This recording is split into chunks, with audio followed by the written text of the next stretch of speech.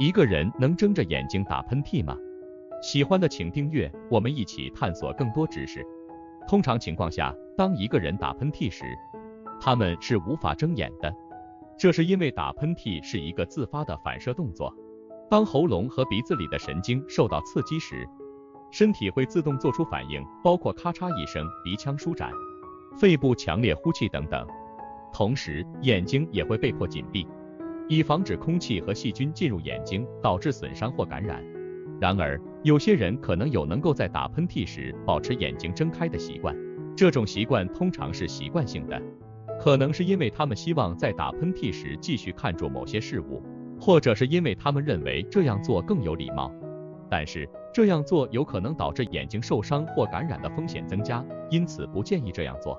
总之，一般情况下，人们无法睁着眼睛打喷嚏，因为这是身体的自然反射动作。